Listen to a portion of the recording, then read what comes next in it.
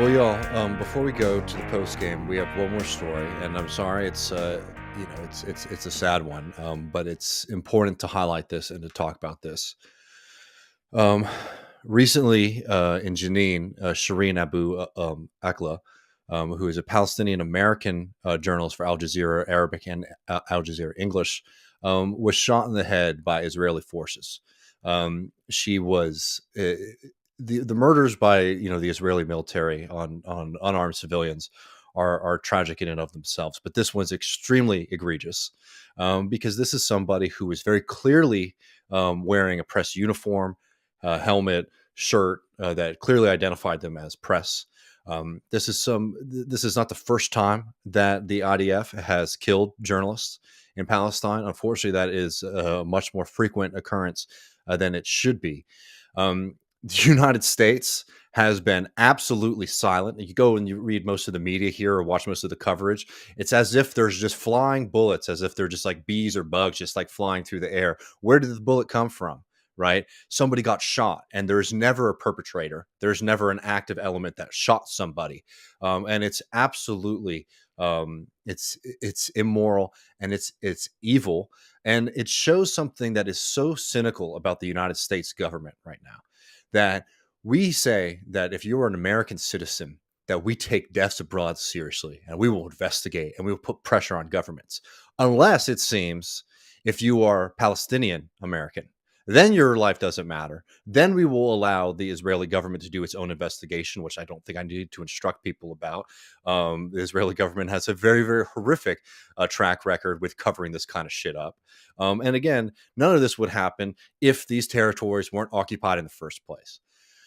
We have this video here, and we can. I'd love to hear some of your thoughts too, Matt. But this is from Al Jazeera. Sorry, the audio quality is a little low here.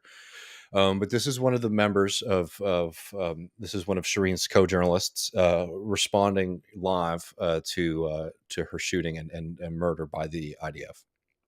Shireen Abu Akleh, who has been covering the events unfolding in Jenin, specifically an Israeli raid to the city in the north of the occupied West Bank, where she was hit by a bullet to the head. She was transferred to the hospital. Our colleague and producer, Rania, has been in touch with the hospital before the announcement of the death. The medical team told her that she had a very, very slim chance. And unfortunately, we just got the news from the Palestinian Health Ministry announcing her death.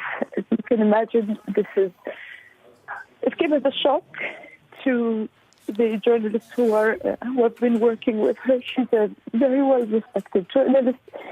She's been covering the Palestinian story for years and years now.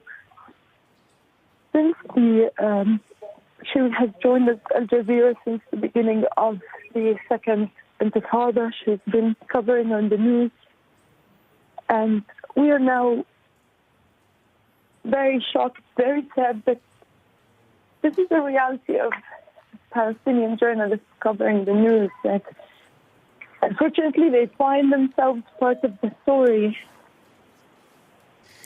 Nida, I understand, of course, that this is Forgive me for interrupting you, Nida, but I do, of course, understand, we all do understand that this is a very difficult moment for you and the team there. Are you able to tell us any more about the circumstances under which this happened? To be honest, Rob, I've seen a few videos. I couldn't continue watching them. As you can imagine, this is difficult. I've seen her shot in the head. That's all I've seen. I don't know the circumstances. I'm not sure where she was standing at the time. We're trying to leave to Jenin now to try and cover from there. But unfortunately, what we know at the moment is very little. Yeah, I mean, it's hard. This is just a continuation of the horror that everyday Palestinians face, and it's just the impunity with which this system is allowed to continue. The silence of the United States when it comes to, again, somebody who has American citizenship. The United States should care on a moral level, regardless of your citizenship status. But it just shows the deep level of the hypocrisy here, and the willingness of this system to just stand up for occupation, dehumanization, and a constant state of war against Palestinian people. Many people, I know Jeremy Corbyn's come out and spoken out about this. I believe Tlaib as well. Ilhan Omar shared this today. She was killed in response to the Associated Press, which, by the way, like, let's talk for real about this. Media criticism is important, especially on moments like this. The Associated Press had their building, right, where they had their offices in Palestine, bombed by the IDF. Right. At this point, it's like to try to, as the journalist said, there's like too often, Palestinian journalists have to become a part of the story, right? Because of the brutality of the occupation, because of the dehumanization of people. And the AP is another organization that has faced this kind of damage from Israel, which has shown that it is willing, and it knows that it's going to be able to get away with this at this point. To treat and put journalists' lives in danger like this. So it just has to be known that, when you read these, statements from the Associated Press, this always, the agent is always out of the picture, right? Shireen was killed by gunfire in the occupied West Bank. Again, as if that's just like a naturally occurring phenomenon, not somebody pulling the trigger, somebody in a uniform, somebody with orders. The New York Times headline was Shireen, trailblazing Palestinian journalist, dies at 51. Mm-hmm. Yeah. Oh Lord. That's the worst. Jesus Christ. And Jen Psaki, similar kind of thing. It's a big mystery as to how these people are being killed. But Ilhan Omar said she was killed by Israeli military after making her presence as a journalist clearly known. We provide Israel with $3.8 billion in military aid annually with no restrictions. What will it take for accountability for these human rights violations? This is happening as Israel razed the homes of 40 Palestinians yesterday, leaving them homeless. And as they plan to evict 1,000 from the West Bank, the largest mass expulsion since 1967, again, I ask, what will it take for real accountability? And those are very, very fair questions to be asked. It's a complete joke that we're continue to be in this situation. It's tough. Sorry, it makes me sad.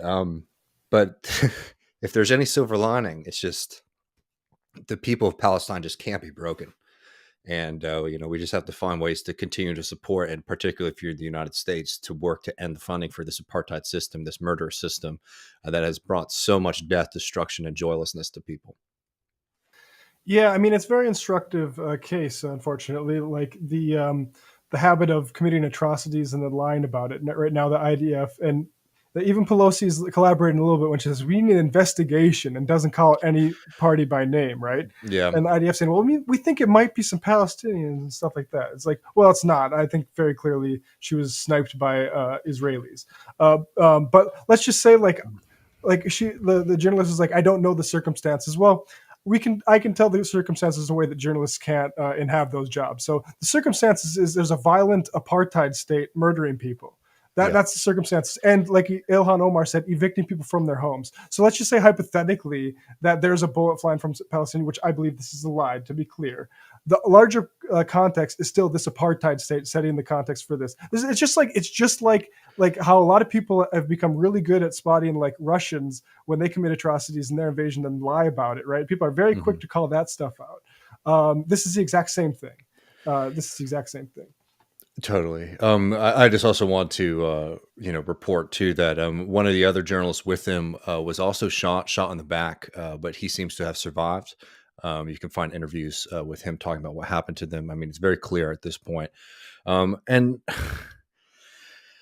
I just must say to, people who in the United States who identify as liberal Zionists, who are coming and responding to this atrocity and saying, we need a full investigation before anybody can say something about this.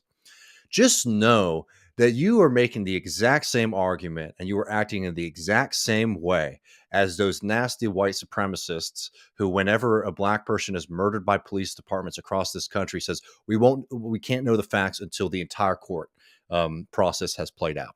It's bullshit. It's racist. It's dehumanizing.